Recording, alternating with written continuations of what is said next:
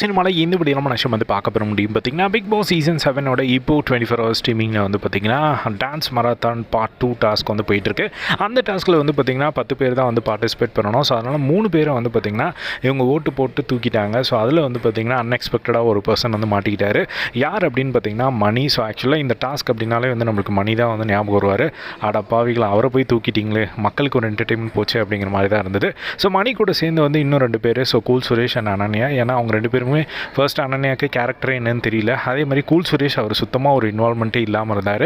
So அதனால் வந்து பார்த்திங்கன்னா அவருக்கு எல்லாருமே ஓட்டு போட்டு அவர் இந்த டாஸ்க்லேருந்து தூக்கிட்டாங்க.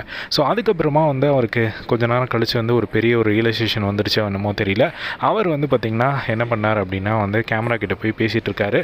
அவர் கையில் வந்து பார்த்திங்கன்னா புறா வச்சுட்ருக்காரு. ஸோ என்ன அப்படின்னா அந்த ஒரு புறா வந்து அவர் வந்து அங்கே ஹவுஸ்மேட் வீட்டில் இருக்கும்போது வந்து அந்த புறா அங்கே செட்டப்பில் வந்து வச்சுருந்துருக்காங்க போல், அந்த வீட்டு செட்டப்பில் எங்கேயோ இருந்திருக்கு, அது கீழே விழுந்திருக்கு போல்.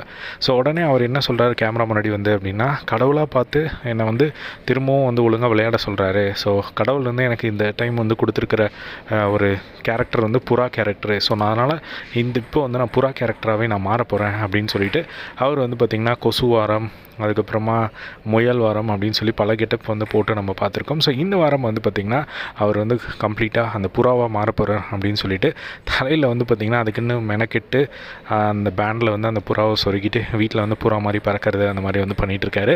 ஸோ ஏதோ ஒரு விஷயம் வந்து பண்ணுறாரு. பட் இதே ஒரு எஃபர்ட் வந்து டாஸ்கில் அண்டு பேசுகிறதுல அந்த மாதிரிலாம் இருந்தால் கொஞ்சம் நல்லாயிருக்கும். பட் வந்து அதை பண்ண மாட்டேங்கிறார் அவர் அப்படின்னு தான் சொல்லணும். ஸோ நீங்கள் என்ன நினைக்கிறீங்க இதை பற்றி அப்படிங்கிறத கமெண்ட் பாக்ஸில் ஷேர் பண்ணுங்கள். இதே மாதிரி எல்லா பிக் பாஸ் அப்டேட்ஸும் தெரிஞ்சுக்க நம்மளோட சேனலை சப்ஸ்கிரைப் பண்ணி சப்போர்ட் பண்ணுங்கள். தேங்க்ஸ் ஃபார் வாட்சிங். பை.